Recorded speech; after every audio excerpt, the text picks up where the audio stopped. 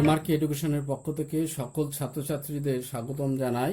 আজকে দশম শ্রেণীর ত্রিকোণমিতি নিয়ে তোমাদের সামনে আলোচনা করব। সরকারি চাকরি পরীক্ষায় ত্রিকোণমিতি বিশেষভাবে এখন আসছে বিভিন্ন টাইপের কোশ্চেন। আগে অ্যারিথমেটিক, কিছু অ্যালজেব্রা আসতো, এখন ত্রিকোণমিতি এবং অন্যান্য টাইপের অঙ্ক যেমন সূচক এগুলোও আসে। তা আজকের ভিডিওতে ত্রিকোণমিতি নিয়ে আলোচনা করব। তা ত্রিকোণমিতি অঙ্ক করার আগে যেটা তোমাদেরকে মনে রাখতে হবে সে হচ্ছে তার সূত্রগুলো। এই সূত্রগুলো যদি তোমরা মনে রাখো, অর্থাৎ বারবার দেখো, এর সূত্রগুলো একটা নির্দিষ্ট সারিতে সাজিয়ে নিতে পারো, তাহলে অটোমেটিক্যালি তোমাদের মনে থেকে যাবে। তাই এই সূত্রগুলো নিয়ে একটা টোটাল প্যাকেজ আমি আজকের ভিডিওতে তোমাদের সামনে উপস্থাপন করছি। আশা করি তোমাদের ভালো লাগবে। দেখো, ত্রিকোণমিতিতে প্রথম যে কয়েকটা জিনিস তোমাদের টার্মস যেটা ডাইরেক্টলি বলছি সেটা হচ্ছে, একটা হচ্ছে সাইন, এটা হচ্ছে কোসেক, এটা হচ্ছে কস, এটা হচ্ছে সেক, এটা হচ্ছে ট্যান, এটা হচ্ছে কট। এই এতগুলো মানে ছটা আছে। এই ছটা জিনিস তোমাকে মনে রাখতে হবে। এই ছটা জিনিসের উপর বেস করেই তোমার ত্রিকোণমিতির সূত্রগুলো আছে। এইগুলো কিভাবে তৈরি হয়েছে?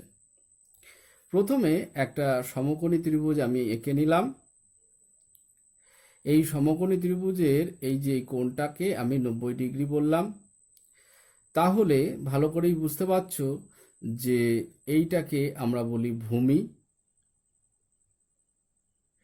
এটাকে বলি আমরা উচ্চতা বা লম্ব, এটাকে বলি হচ্ছে আমরা অতিভুজ। তাহলে বোঝাই যাচ্ছে যে একটা সমকোণী ত্রিভুজের সমকোণের বিপরীত বাহুকে অতিভুজ বলছে, আর সমকোণের পার্শ্ববর্তী দুটি বাহুকে, একটাকে উচ্চতা আর একটাকে ভূমি বলছে। বুঝতে পারছো? এই লম্ব, ভূমি, অতিভুজ এই তিনটেকে নিয়েই ত্রিকোণমিতির কারবার।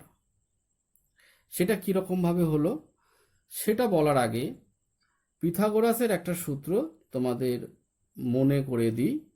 পিথাগোরাসের সূত্রটা কি বলছে? অতিভুজ স্কয়ার ইজ ইকুয়াল টু লম্ব স্কয়ার প্লাস ভূমি স্কয়ার। ওকে, এই সূত্রটা যদি তুমি মনে রাখতে পারো তাহলে মোটামুটি অঙ্কের অনেকটাই তোমরা শিখে নিলে। বুঝতে পেরেছো? এবার ধরো এই ত্রিভুজের একটা নাম দিলাম, এটা এ, এটার বি, এটা সি। তার মানে অতিভুজটা কি দাঁড়াচ্ছে তোমার বন্ধু? এসি। তাহলে AC square is equal two লম্ব বলতে এবি, এবি স্কোয়ার প্লাস ভূমি বলতে বিসি স্কোয়ার। ঠিক আছে? বা AC is equal to root over of AB square plus BC square.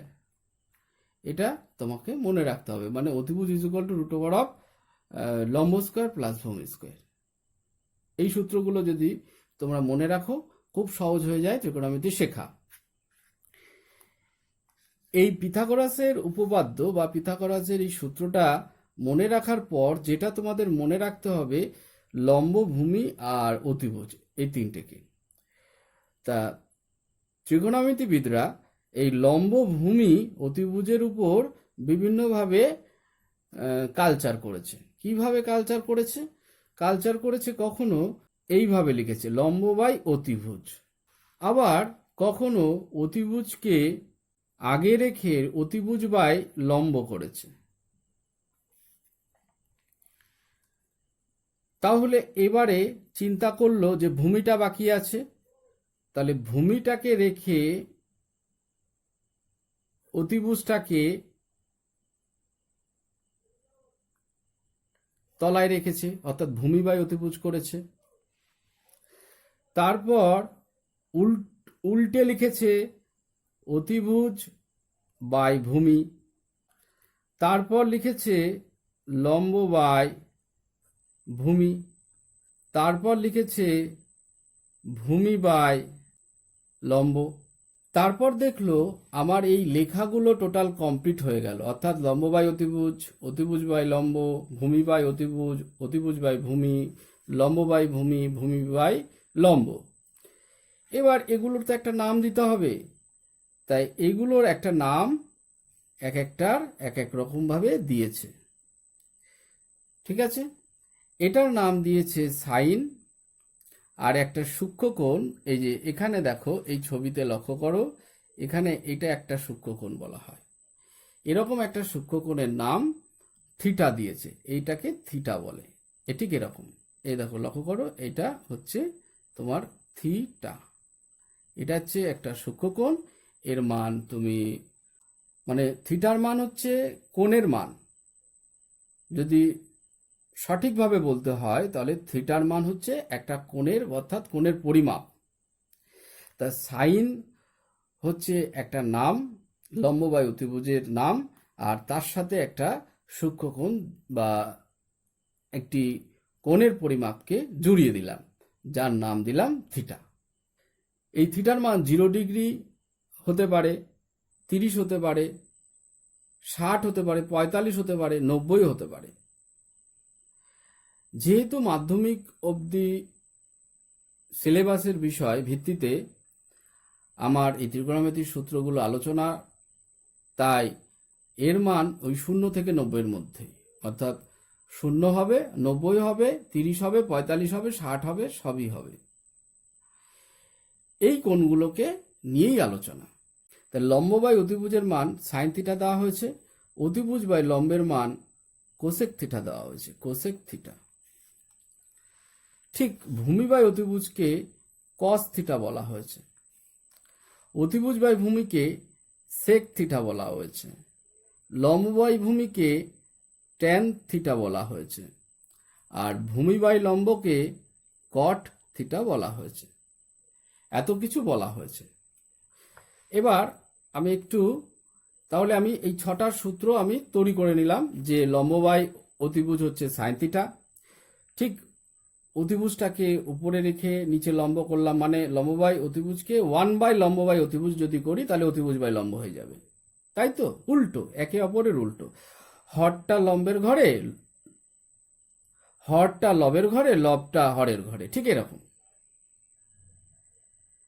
ঠিক আছে, তাহলে লম্ব বাই অতিভুজ ইকুয়াল টু সাইন থিটা, অতিভুজ বাই লম্ব হচ্ছে কোসেক থিটা। ঠিক তেমনি ভূমি বাই অতিভুজ কস থিটা, অতিভুজ বাই ভূমি হচ্ছে সেক থিটা, লম্ব বাই ভূমি হচ্ছে ট্যান থিটা, ভূমি বাই লম্ব হচ্ছে কট থিটা। ওকে, এবার দেখো এই দুটোকে নিয়ে যদি আমি মার্চ করি একটা সূত্র তৈরি হচ্ছে। সেই সূত্রটা দেখো, সাইন থিটা কোসেক থিটার মধ্যে রিলেশন যদি তৈরি করি, দেখো সাইন থিটা কোসেক থিটার উল্টো, কারণ লম্ব বাই অতিভুজ ইজ ইকুয়াল টু ওই লম্ব বাই অতিভুজ আর অতিভুজ বাই লম্ব একে অপরের বিপরীত। তাহলে আমি বলতে পারি না যে sine theta is equal to 1 by cosec theta, তাই নয় কি? এটাকে যদি তুমি ঘুরিয়েও লিখতে পারো যে cosec theta is equal to 1 by sine theta, এটা বলতে পারো। এবার দেখো এই সাইন থিটা কোসেক থিটা যদি বজ্রগুণন করো তাহলে লিখছো sine theta into cosec theta is equal to 1, তুমি লিখতে পারো। তাহলে দেখো এই সূত্রগুলো তোমাকে মুখস্থ করতে হচ্ছে না, তুমি নিজেই তৈরি করতে পারছো।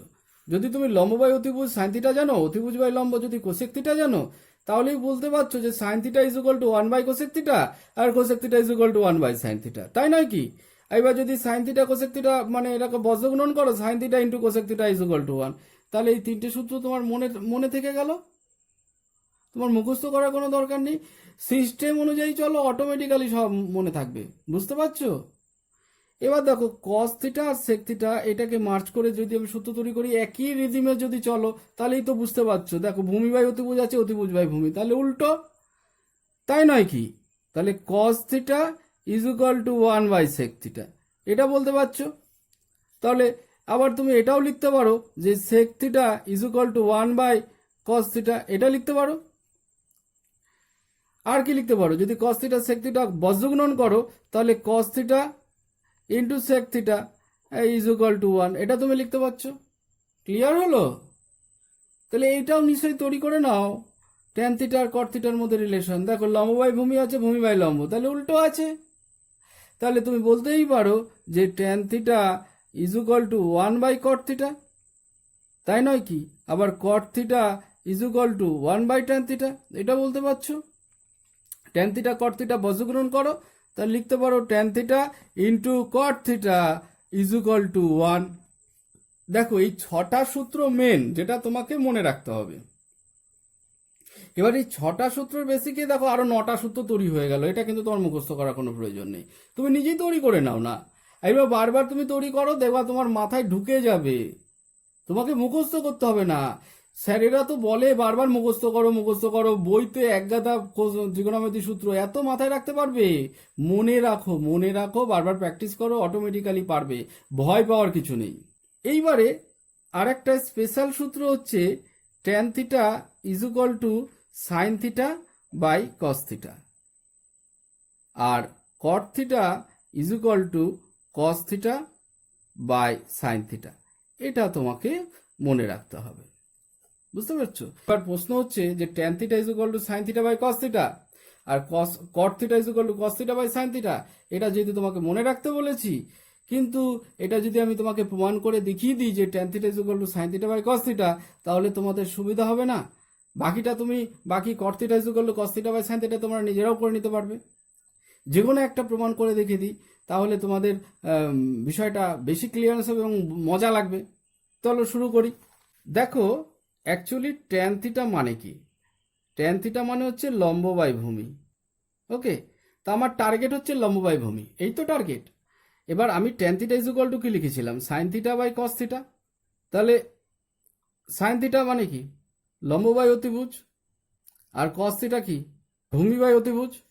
এবার দেখো অতিভুজ অতিভুজ কেটে গেল, লম্ব বাই ভূমি ইজ ইকুয়াল টু কি লিখতে পারো? Tan theta. তাহলে কি বলতে পারো না যে tan theta is equal to sine theta by cos theta? Okay, অনুরূপে তুমি বলতে পারো যে cot theta is equal to cos theta by sine theta. বোঝা গেল? এই দুটো ইম্পর্টেন্ট সূত্র, এটা তোমাকে মাথায় রাখতে হবে, এটার উপর বেস করে অনেক টাইপের অঙ্ক আসে। এবার কতগুলো জিনিস তোমাকে মনে রাখতে হবে, যেটা 3টে সূত্র তোমাকে মনে রাখতে হবে। এই 3টে সূত্রকে আমি মাদার্স রুল বলে আখ্যা দিয়েছি। এবার এই মাদার্স রুলগুলো কি? 1 number, sine square theta plus cos square theta is equal to 1। 2 number, cosec square theta minus cot square theta is equal to 1। 3 নম্বর,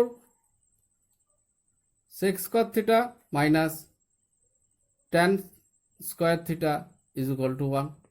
এগুলো তোমাকে মনে রাখতে হবে। এবার এই 3টে মাদার রুলসের উপর বেস করে আমি আরও কতগুলো সূত্র তৈরি করব, এগুলো দেখো যোগ বিয়োগ করলেই সূত্রগুলো তৈরি হয়ে যায়।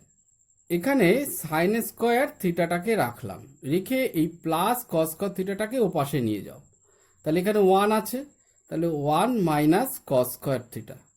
দেখো এটা একটা 1 নম্বর সূত্র তৈরি হয়ে গেল। আবার দেখো তুমি সাইন থিটা করতে পারো, তাহলে কি হবে? দেখো স্কোয়ারটা চলে গেলে বর্গমূল হয়ে যায়, 1 মাইনাস কস স্কোয়ার থিটা। এটা তোমার 2 নম্বর সূত্র তৈরি হয়ে গেল। তারপর দেখো কস স্কোয়ার থিটাটাকে তুমি রাখলে, তাহলে কস স্কোয়ার থিটাটাকে যদি তুমি রাখো, তাহলে সাইন স্কোয়ার থিটাটাকে ওপাশে নিয়ে যেতে হবে, তাহলে 1 মাইনাস সাইন স্কোয়ার থিটা এটা তোমার হবে। এটা কত নম্বর সূত্র? 3 নম্বর সূত্র। ঠিক তেমনি কস থিটা যদি তুমি করো, স্কোয়ারটাকে তাহলে ওপাশে নিয়ে যাচ্ছ, তার মানে root over of 1 minus sine square theta, এটা 4 নম্বর সূত্র। বুঝতে পারছো? দেখো প্রত্যেক মাদার রুলে 4টে সূত্র তৈরি হচ্ছে। তাহলে sign square theta plus cos square theta is equal to 1, এর উপর বেস করে আমার 4টে সূত্র তৈরি হলো। একটা sine square theta is equal to 1 minus cos square theta, sine theta is equal to root over of 1 minus cos square theta, cos square theta is equal to 1 minus sine square theta, cos theta is equal to root over of 1 minus sine square theta. এরপরে cosec square theta minus cot square theta is equal to 1, এই সূত্রটা থেকে কি কি সূত্র তৈরি হয় দেখো। Cosec square theta is equal to 1 plus cot square theta. এটা 1 নম্বর সূত্র তৈরি হলো। এখানে মাইনাস আছে, তাহলে ওটা ওপাশে চলে গেলে প্লাস হবে। তারপর যদি শুধু কোসেক থিটা লিখি তাহলে root over of 1 plus cot square theta, এটা 2 নম্বর সূত্র, এটা তোমার তৈরি হচ্ছে। এবার দেখো মাইনাস কট স্কোয়ার থিটা যদি রাখি তাহলে কোসেক স্কোয়ার থিটা এপাশে যদি আসে তাহলে minus cosec square theta plus 1 এটা আসছে, কিন্তু এটা সূত্র তৈরি করবো না, যেহেতু মাইনাস আছে তাই মাইনাসটাকে আগে রিমুভ করি।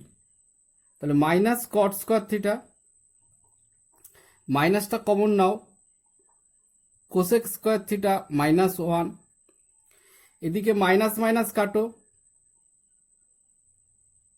কট square theta is equal to cosec square theta minus 1, এটা 3 নম্বর সূত্র। ঠিক তেমনি কট থিটা যদি করো তাহলে এটা রুট হয়ে যাচ্ছে, কোসেক স্কোয়ার থিটা মাইনাস 1, এটা 4 নম্বর সূত্র। তাহলে তোমার 4টে সূত্র তৈরি হলো না।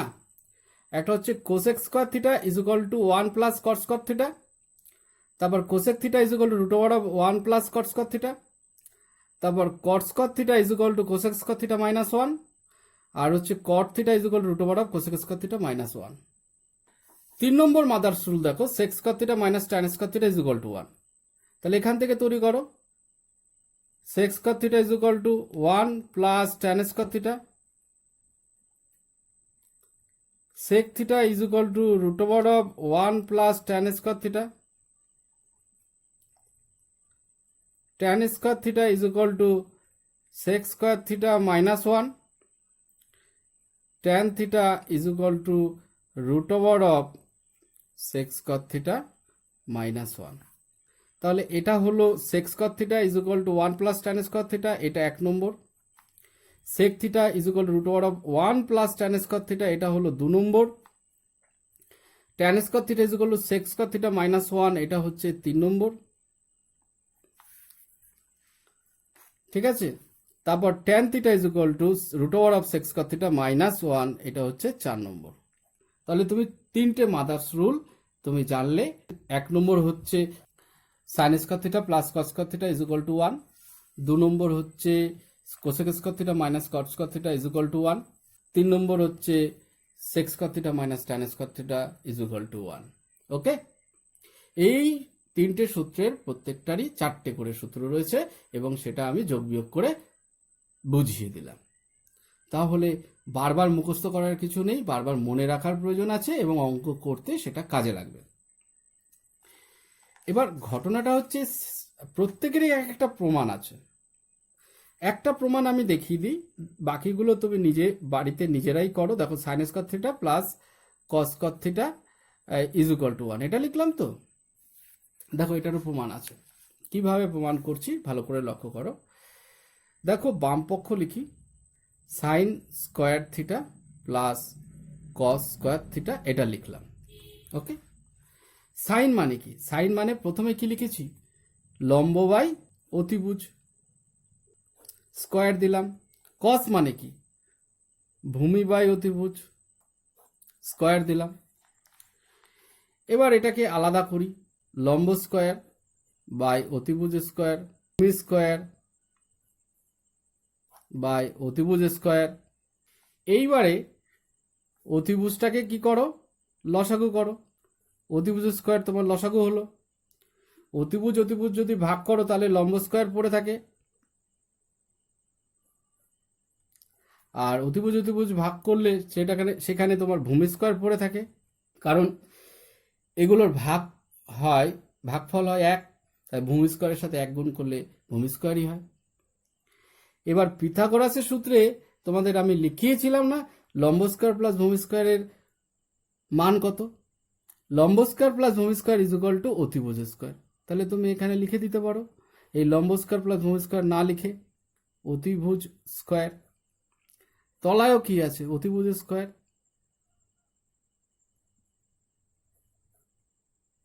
দেখো অতিভুজ স্কয়ার কেটে গেলে 1, তাহলে সমান সমান আমি ডান পক্ষ লিখতে পারি, ব্র্যাকেটে প্রমাণিত লিখতে পারি।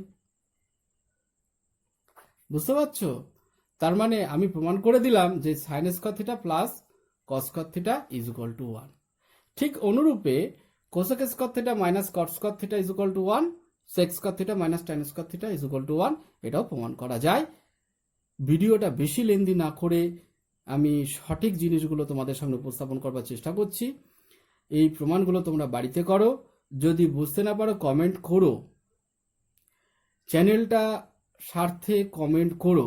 তোমরা ভালো মন্দ যাই হোক একটা কমেন্ট করো, বুঝতে না পারলে বলো, আমি আবার দরকার হলে পুনরায় ভিডিও উপস্থাপন করব এবং তোমাদের বোঝানোর চেষ্টা করব।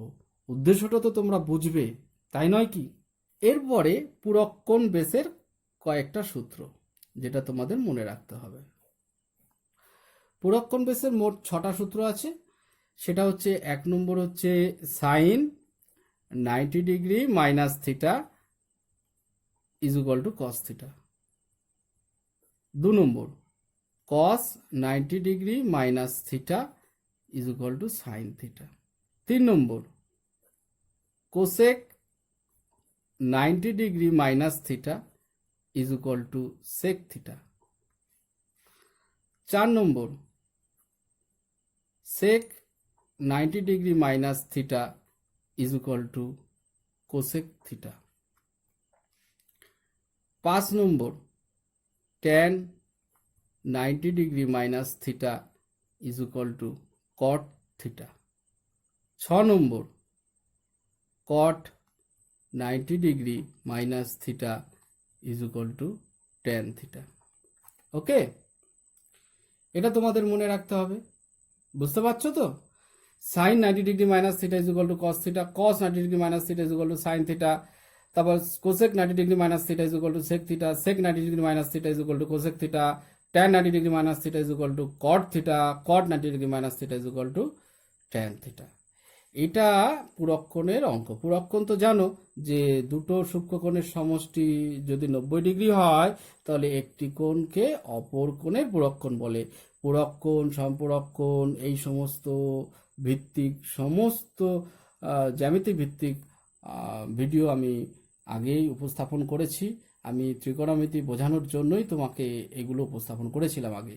তোমরা হয়তো ওগুলো দেখোনি, ওগুলো দেখে নিও পুরক্ষণ বলতে কি বোঝায়।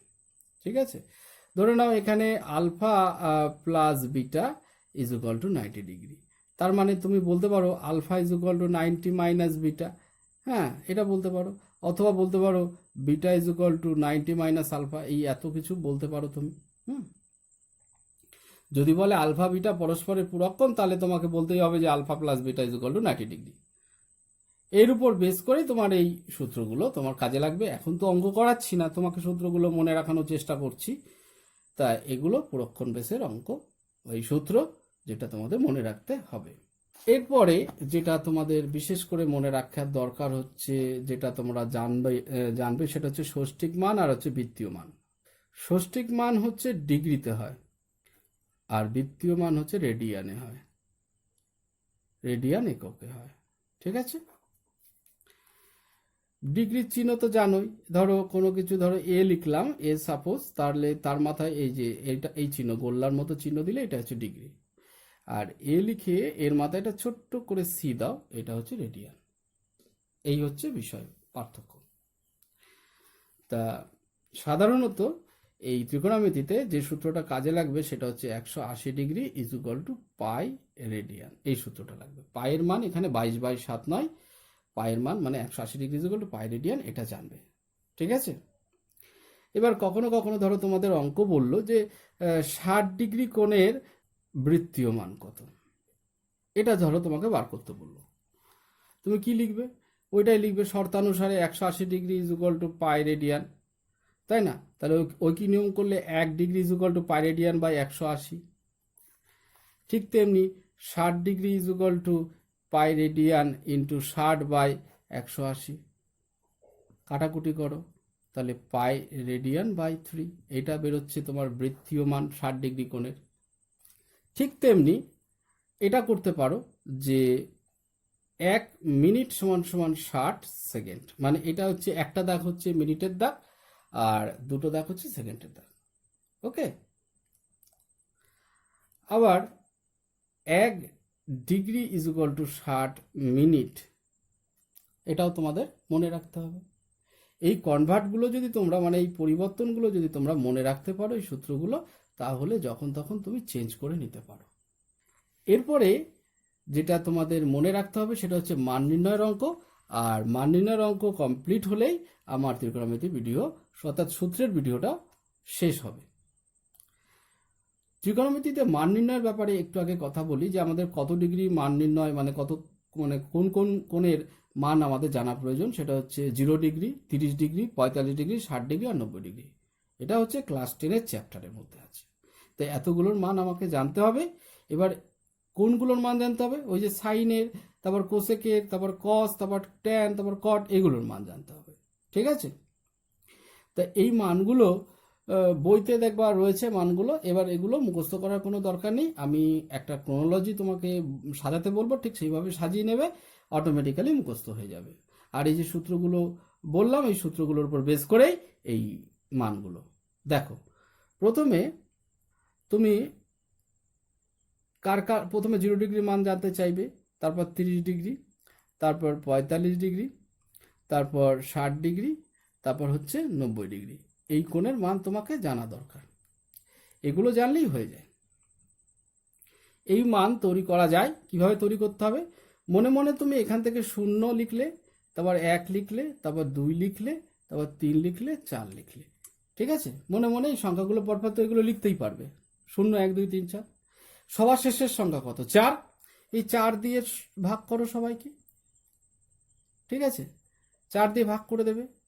হ্যাঁ, তারপরে যে সংখ্যাগুলো তুমি পেলে এদের বর্গমূল করে দেবে, প্রতিটার বর্গমূল করে দেবে। এই বর্গমূল যদি করে দাও তাহলে তুমি যে মানগুলো পাবে সেটা হচ্ছে সাইনের মান। তাহলে সাইন 0 ডিগ্রির মান কত? দেখো 0/4, তার মানে তো 0, আর 0-র বর্গমূল কত হয়? 0। পেয়ে গেলে সাইন 0 ডিগ্রির মান 0। 1-এর বর্গমূল কত? 1। 4-এর বর্গমূল কত? 2। তাহলে সাইন 30 ডিগ্রির মান কত? হাফ। এটা দেখো কাটে, এটা হচ্ছে 1, এটা 2, 2 দুগুণে 4। তাহলে 1-এর বর্গমূল কত? 1, আর 2-এর তো বর্গমূল হয় না, তাহলে √2। তাহলে সাইন 45-এর মান কত? 1/√2। সাইন 60 দেখো 3-এর বর্গমূল হয় না, √3। 4-এর বর্গমূল কত? 2। তাহলে সাইন 60 ডিগ্রির মান হচ্ছে √3/2। বুঝতে পারছো? নিজে তৈরি হলো। এ দেখো 4 4 কেটে গেল 1, তাহলে সাইন 90 1-এর বর্গমূল তাহলে একই হবে, সাইন 90-র মানে। তাহলে দেখো sine 0 0, sine 30 half, sine 45 1/√2, sine 60 degree √3/2, sine 90 degree 1। Okay, এইভাবে তুমি কসের মানটা তুমি বার করতে পারবে। কসের মানটা কিভাবে বার করবে? দেখো, এটা যদি ধরো একটা লম্বা ফিতে হয়, আর ফিতের এটা হচ্ছে বাঁদিকের মুখ, এটা হচ্ছে ডান দিকের মুখ।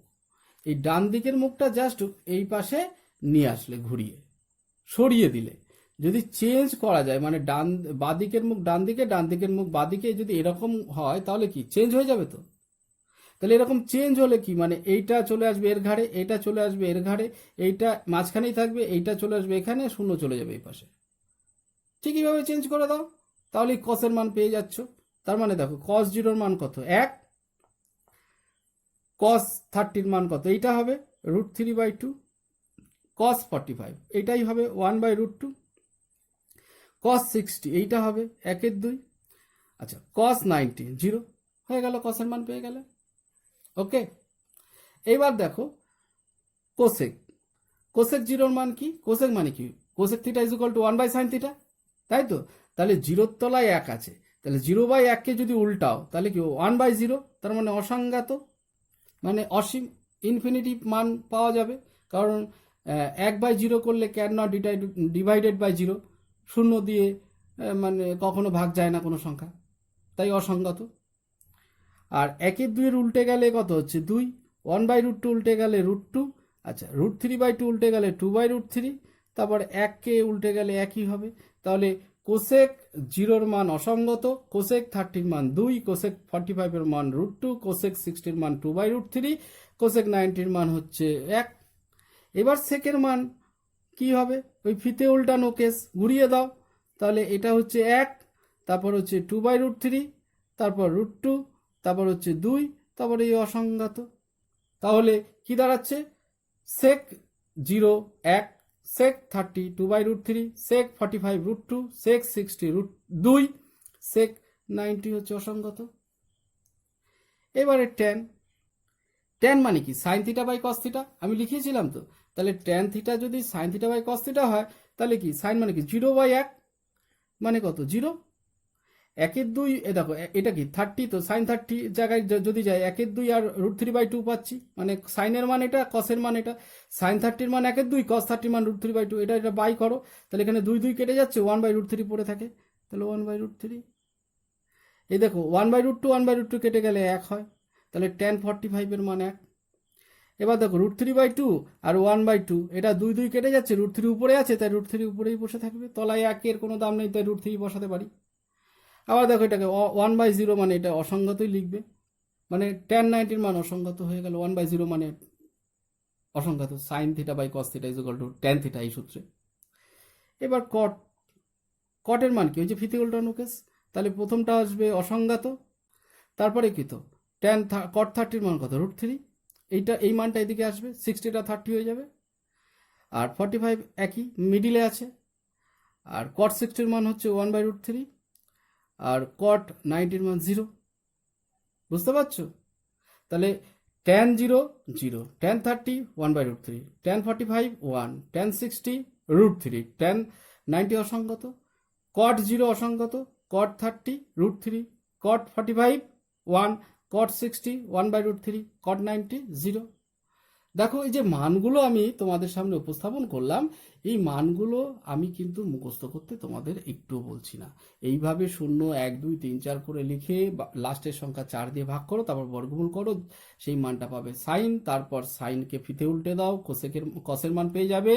এবার সাইন মানে 1/কোসেক থিটা, এবার তাহলে cosec theta is equal to 1/সাইন থিটা। তাহলে সাইনের মানগুলো জাস্ট লবকে হর, হরকে লব যদি তুমি করতে পারো তাহলে কোসেকের মান পেয়ে যাচ্ছ।